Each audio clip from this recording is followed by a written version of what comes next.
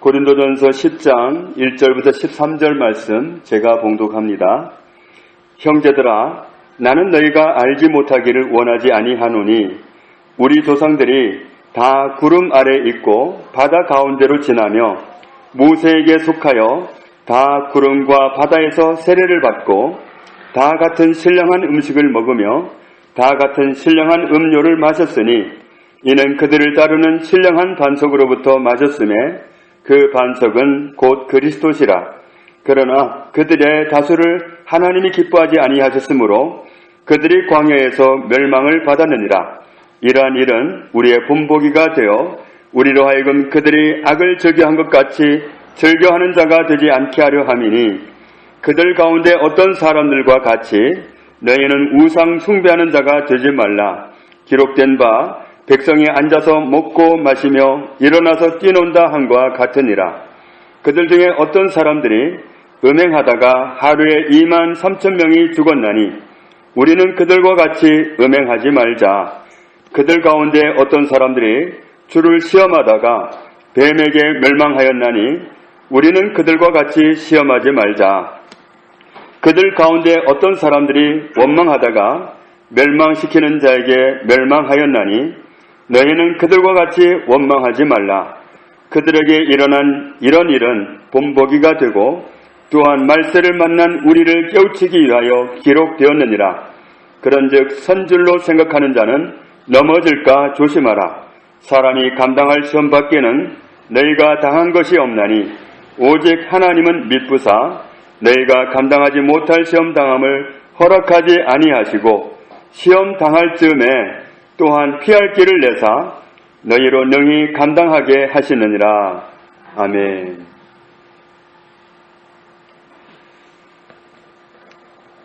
오늘 말씀에 특이한 표현을 쓰고 있는 사실을 발견하는데 과거에 이스라엘 백성들이 위로는 구름 기둥이 지나갔고 그리고 바다 한가운데를 통과하는 그런 일이 있었습니다. 홍해 바다 한가운데를 걸어서 건너가는 양쪽에는 물이 넘실거리고 있고 위로는 구름 기둥이 있습니다. 그런 상황인데 그런데 그때 상황을 어떻게 묘사하고 있느냐 하면 2절 말씀해 보니까 그들은 모세에게 속한 사람들이었다. 모세를 따르는 사람들이었다. 구름과 바다에서 그들은 세례를 받은 것이다. 위에도 물, 양쪽에도 물입니다. 그 바다 한가운데 물 가운데를 지나간 거니까 물에 잠긴 거나 다름이 없습니다. 위로는 구름물이 있고 그래서 그들은 그 물속에 완전히 잠겨있는 그런 모습이었기 때문에 그 길 자체가 세례를 받은 거였다. 세례를 받는 것은 신앙의 결단을 했을 때 나 이제부터 하나님 믿겠습니다. 예수님 믿겠습니다. 그렇게 결단한 사람이 세례를 받잖아요. 그런 심경의 변화가 일어난 사람들이 세례를 받는데 그런데 그때 그 길을 통과한 사람들을 일컬어서 세례를 받은 거였다. 이렇게 말씀합니다. 세례를 받은 사람들이 진짜 내가 결단하고 예수 믿기로 결심하고 세례를 받았다면 변화가 있을 거예요. 그런데 정말 그 홍해 바다를 건너간 사람들은 변화가 있었습니다. 그 홍해 바다를 건너가고 나서 그때 이스라엘 백성들은 목청껏 외쳤습니다. 살아계신 하나님, 하나님의 놀라운 그 임재의 모습을 몸으로 경험했기 때문에 그 살아계신 하나님을 찬양하지 않을 수가 없었습니다. 그들은 모두가 정말 엄청난 변화를 입은 방금 어떤 성령의 도가니에서 빠져나온 사람들처럼 뜨겁게 하나님을 찬양했습니다. 정말 세례받은 사람들 같습니다. 그런 모습이었는데 3절 4절에 보면 그들은 신령한 음식을 먹고 신령한 음료를 마셨다 이렇게 표현합니다. 그리고 그 신령한 음료는 그들과 함께 하시는 신령한 반석으로부터 마셨는데 그 반석은 그리스도였다. 그 반석은 그리스도였다. 그 물을 공급하신 분은 그리스도였다. 이렇게 표현합니다. 음식이라고 하면 신령한 음식. 이미 있는 음식을 먹은 게 아닙니다. 그들은 광야길을 가는 동안에 이미 남들이 농사 지어놓은 거 훔쳐 먹었다든지 사 먹었다든지 그러지를 못했습니다. 너무나 많은 사람들이 광야길을 가고 있기 때문에 어디서 그들이 먹을 음식을 살 수도 없어요. 그 많은 사람들을 먹여 살릴 수 있는 음식을 날마다 사올 수도 없습니다. 그런데 그들은 날마다 먹었습니다. 농사도 안 했고 사먹지도 않았는데 먹었습니다. 그런데 그 음식은 세상에 있는 음식이 아니었습니다. 하나님이 날마다 공급해 주시는 만나라는 음식이었습니다. 그러니까 신령한 음식, 신령하다는 말은 영적이다 그런 뜻입니다. 하나님이 공급해 주셨다 그런 뜻입니다. 세상에 있는 것을 그들이 어떻게 조달해가지고 먹은 게 아니라 정말 쫄쫄 굶다가 어떻게 먹고 이런 게 아니라 하나님이 그들을 날마다 하늘에서 별도로 주시는 세상 다른 나라 사람들은 아무도 구경을 못 해보는 그런 음식을 날마다 내려주셨습니다. 하늘로부터 공급하는 그 음식은 신령한 음식이었다. 그리고 신령한 음료라 그랬는데 그 음료는 물입니다. 그 물은 이미 있는 물이 아니었습니다. 반석인데 그 반석을 향해서 모세가 명령하면 반석에서 물이 쏟아져 나옵니다. 그건 하나님이 없는 건데 터뜨려 주시는 겁니다. 없는 건데 순식간에 공급해 주시는 겁니다. 그건 하나님이 공급해 주시는 영적인 공급이었습니다. 하늘로부터 공급되는 거였습니다. 세상에 있는 것을 끌어온 게 아니었기 때문에 얼마나 은혜 입은 사람들인지 모릅니다. 구름 아래 바다 한가운데를 통과하면서 그들은 세례를 받았습니다. 그들의 모습을 보면 정말 하나님께 선택된 백성이고 하나님께 특별한 보호를 받는 대단한 사람들이었습니다. 그 홍해 바다를 건너가다니요. 그리고 그들을 쫓아오던 사람들이 거기서 한 명도 못 빠져나가고 다 죽임을 당하다니 그런 모습을 보고 정말 세상 사람들은 얼마나 떨었을까. 그 후로 이스라엘 백성들이 가는 곳마다 사람들이 떨었습니다. 그래서 발락 왕이 발람을 초청해가지고 제발 좀 막아달라고, 저주해서 막아달라고 그렇게 부탁할 정도로 세상은 떨었습니다. 세상에 바다 한가운데를 건너가다니요. 바다 한가운데를 그렇게 통과하다니 정말 있을 수 없는 일이 일어났습니다. 그런 굉장한 그런 경험을 한 이스라엘 백성들, 그들을 일컬어서 우리는 뭐라고 말하겠습니까? 와, 정말 대단한 사람들이다. 그들을 우리가 표현하기를 정말 하나님께 특별한 은혜를 입은 사람들이다. 어떻게 그런 은혜를 입을 수 있었을까? 이야, 부럽다. 그렇게 말할 수도 있습니다. 어쩌면 그렇게 엄청난 은혜를 그렇게 받을 수가 있습니까? 특별한 대우를 받은 사람들이 그들입니다. 아무것도 없는 광야, 음식도 없고 마실 물도 없는 광야, 하나님이 전격적으로 공급해 주시는 음식과 물을 마시고 그들은 살았습니다. 40년이나 그렇게 살았습니다. 그런데 정말 그 지금까지의 기사를 보면 이스라엘 백성들, 와, 정말 하나님이 선택한 백성은 틀려. 하나님께 특별한 사랑을 받는 거야. 와, 정말 이렇게 하나님의 은혜를 입다니, 이렇게 우리는 볼 수 있습니다. 그런데 그 다음 기사에서 우리는 충격적인 장면을 대합니다. 고린도전서 10장 5절에 보면, 그러나 그들의 다수를 하나님이 기뻐하지 아니하셨으므로 그들이 광야에서 멸망을 받았느니라. 지금까지 그들이 하나님께 특별 보호를 입고 특별 대우를 받은 것으로 봐서 안정권에 들었던 것 같습니다. 야, 저렇게 은혜를 입을 수 있을까? 저 사람들이야말로 구원받은 사람들이야. 맞아, 저 사람들이 말한 것처럼 저 사람들은 선택받은 민족이야. 안전권에 들었다고 우리는 인정해 줄 수 있습니다. 그런데 충격적으로 표현하기를, 그러나 그들의 다수가 멸망을 받았다. 우리는 알고 있습니다. 겨우 2사람만 살고 나머지는 다 죽었습니다. 그렇게 정말 홍해 바다를 횡단하던 사람들, 하루를 산 게 아니라 40년을 하루같이 하늘에서 내려오는 특별한 만나는 음식을 먹고 물이 없는 곳에서 바위에서 쏟아지는 물을 마시고 그렇게 엄청난 은혜를 입고 살던 사람들이 겨우 2명 살고 나머지는 다 멸망했다. 하나님이 다수를 기뻐하지 아니하셨다. 이 말씀은 하나님은 다수에 약하신 분이 아닙니다. 물론 하나님은 다수를 한 사람 한 사람을 귀히 여기시고 사랑하십니다. 그런데 다수가 하나님이 원치 않은 모습으로 간다면 하나님 다수를 끌어안을 수 없습니다. 하나님은 정말 하나님께서 하시는 최선의 길을 늘 제시해 주시지만 그 안으로 들어와야 은혜를 입을 수가 있습니다. 6절에 있는 말씀을 보면 그런 일을 보고 우리는 배워야 한다. 그들은 왜 그렇게 되었나? 왜 그 다수가 멸망을 했을까? 하나님이 잘못했나? 그게 아니라는 말씀이죠. 그들을 보고 배워야 된다. 뭐냐면 그들은 악을 즐겨한 사람들이었다. 이렇게 표현합니다. 악을 즐겨했다. 이 즐겨했다는 표현이 원어로 보면 욕구하다, 원하다, 탐내다 그런 뜻입니다. 하나님이 원치 않는 것을 놓지를 못하는 겁니다. 하나님이 원치 않는 것을 포기를 못하는 겁니다. 나 이거 원해요 하고 포기를 못했다. 그러므로 우리는 그들처럼 악을 즐겨하는 사람이 되지 말아야 된다. 이렇게 우리에게 충고합니다. 7절 말씀을 보면 많은 사람들은 어떤 죄를 가졌기 때문에 하나님이 원치 않은 어떤 것을 소유했기 때문에 멸망했느냐면 우상 숭배하는 자였기 때문에 우상 숭배하는 그것을 버리지 못해서 멸망한 사람들이 있습니다. 송아지를 잡아놓고 이건 너희를 지금까지 인도하신 하나님이야. 그러면서 송아지가 하나님이라고 미쳐서 날뛰던 그들, 하나님은 그들을 구원의 길로 이끄시지 않았습니다.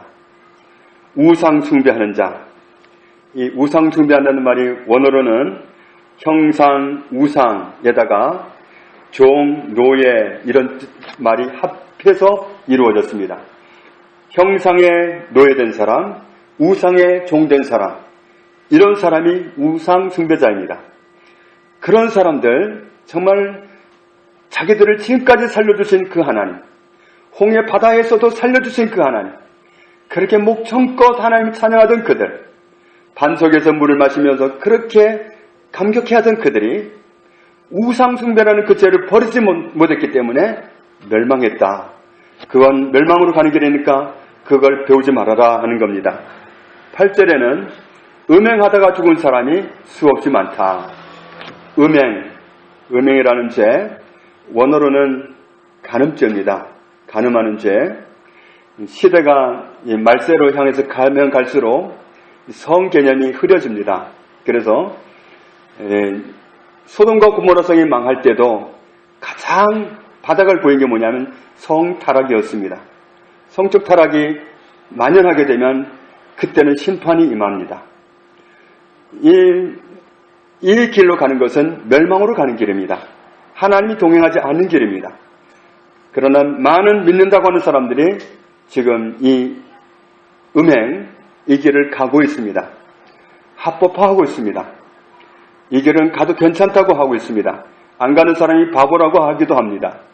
그러나 그 길은 멸망이다. 이 길 갔던 사람들이 멸망했다.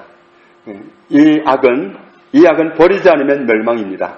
그러니까 배우라는 겁니다.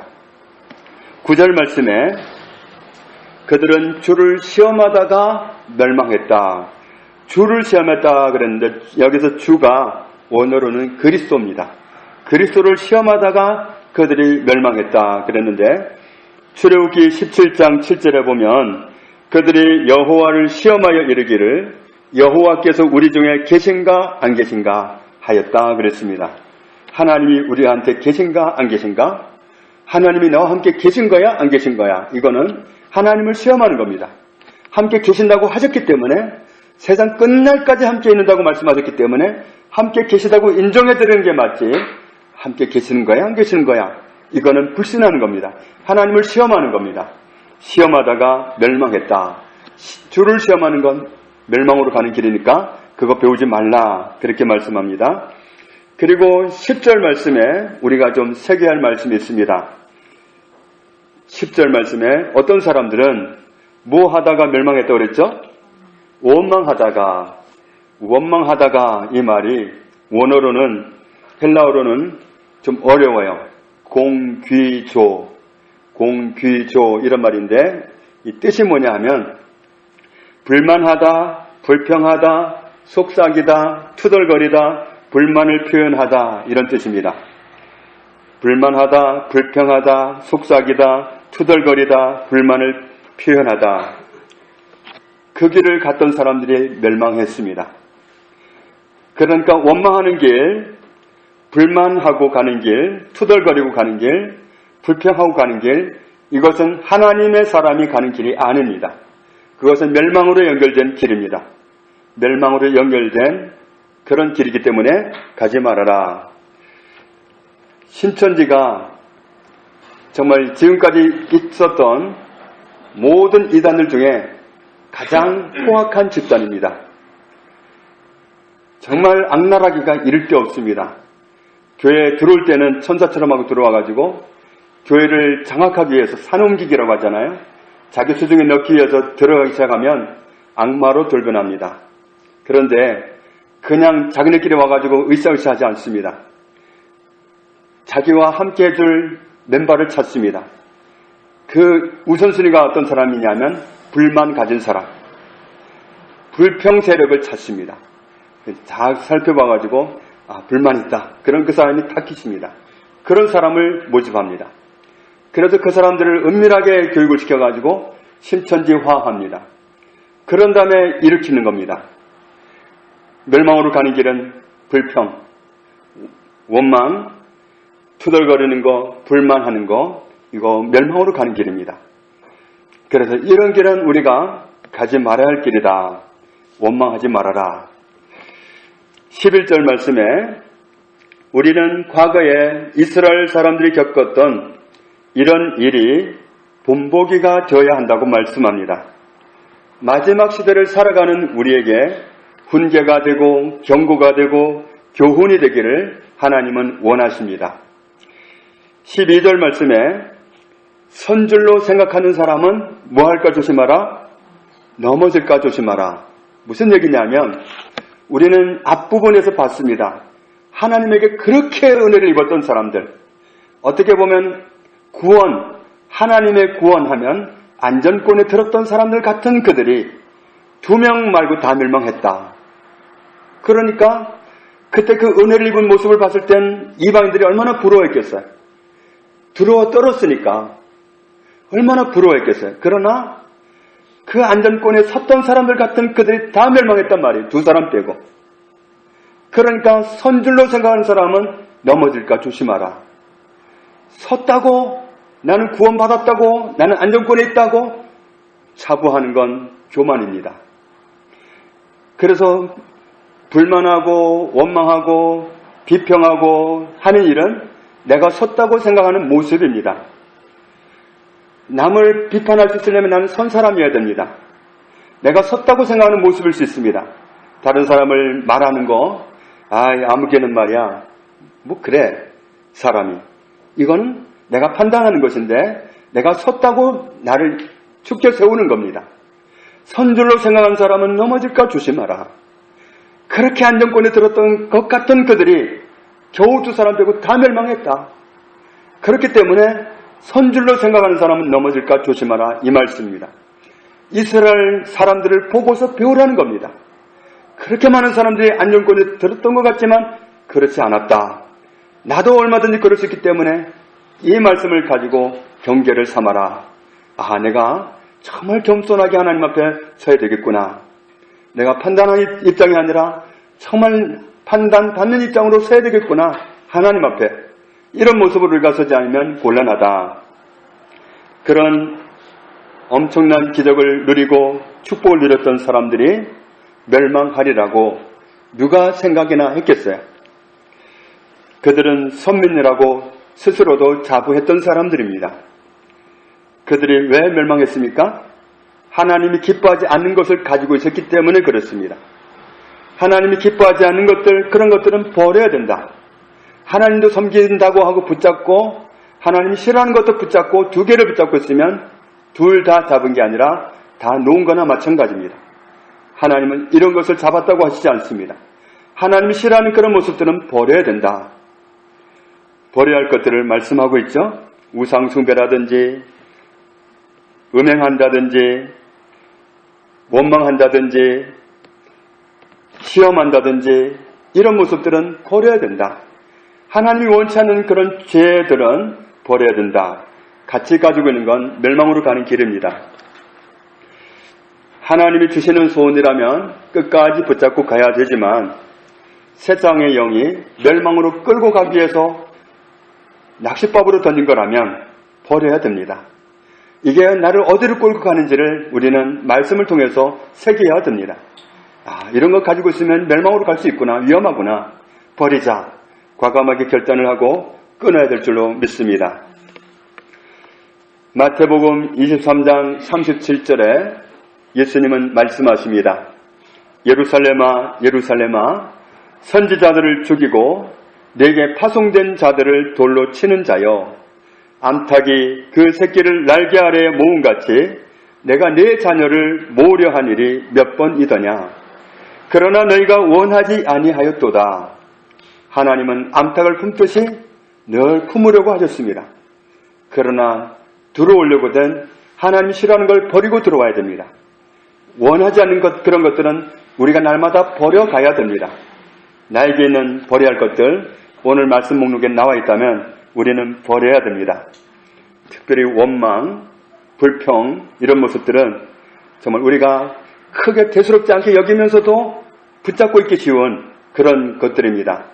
그런 것들 때문에 멸망으로 가는 거기에 편승할 수 있기 때문에 우리는 깊이 생각해야 될 줄로 믿습니다. 자, 이 말씀을 들으면 어떻게 생각하면 좀 두렵다고 생각할 수도 있어요. 와, 그럼 무서운 거 아니야? 어떻게 내가 끝까지 가서 구원받지? 할 수도 있어요. 그런데 결론적으로 이렇게 말씀합니다. 13절에 우리가 이기지 못할 시험은 없다. 하나님은 우리를 아십니다. 각자에게 감당 못할 시험은 허락하시지도 않는다. 그런데 때로는 내가 너무 버겁다고 생각하죠. 나는 너무 과하다고 생각하는데 하나님은 감당할 수 있다고 생각하신 걸까요? 그럴 수도 있겠죠. 아니면 정말 내가 감당할 수 없는 거라면 무엇도 함께 와 있다고 그랬죠? 정말 내가 감당 도저히 못할 길이다. 하나님도 아신다. 그럼 거기에는 모두 같이 와 있어요? 피할 길이 와 있습니다. 그러니까 정말 사단은 우리를 시험하려고 하겠지만, 미끄러지게 하려고 하겠지만, 넘어뜨리려고 하겠지만 우리가 두려워할 것은 없습니다. 하나님이 우리와 함께 계십니다. 겸손하게 하나님을 의지하고 가면 우리가 감당 못할 시험은 없습니다. 내가 이기려고 하면 힘들겠지만 하나님이 함께 계십니다. 하나님을 의지하는 사람은 하나님의 도우심으로 능히 그 시험을 이길 수가 있습니다. 에베소서 4장 29절에 무릇 더러운 말은 너희 입 밖에도 내지 말고 오직 덕을 세우는데 소용되는 대로 선한 말을 하여 듣는 자들에게 은혜를 끼치게 하라. 더러운 말 그랬는데 이 더럽다는 말이 원어로는 더 끔찍합니다. 썩은, 부패한, 쓸모없는 그런 뜻입니다. 아무 이익이 되지 않는 그런 말을 하지 말아라. 정말 우리가 버려야 할 말, 원망하는 말, 불평하는 말, 욕하는 말, 이런 말들은 우리가 가지고 있을 말이 아니라는 사실을 알게 해줍니다. 오늘 말씀 우리가 경계로 삼아야 될 말씀이라고 우리에게 당부하십니다. 하나님이 원치 않는 악들은 제거하고 하나님이 기뻐하시는 그 길을 하나님과 동행하면서 우리에게 어떤 시험이 온다 하더라도 이기게 하시는 하나님, 감당하게 하시는 하나님, 그 하나님과 함께 있기 때문에 능히 이기고 하나님 나라로 들어가기까지 은혜를 입어 사는 저와 여러분 되시기를 주의 이름으로 축복합니다. 아버지 하나님 감사합니다. 이스라엘 백성들을 통해서 혹 교만에 빠지지 않기를 권면하시는 하나님의 메시지를 듣습니다. 우리가 이 말씀을 깊이 새기기를 원합니다. 혹 우리가 길을 잘못 갈 때 이 말씀이 생각나게 해주시고 이 말씀이 깨달아지고 적용되게 해주셔서 하나님이 원치 않는 그 길을 가지 않기 원합니다. 오늘 말씀이 우리에게 일러주신 말씀대로 과연 본보기가 되게 하시고 경고가 되게 하여 주셔서 하나님의 은혜 입은 자녀로 일생을 살아갈 수 있도록 축복하여 주옵소서. 예수님의 이름으로 기도합니다. 아멘.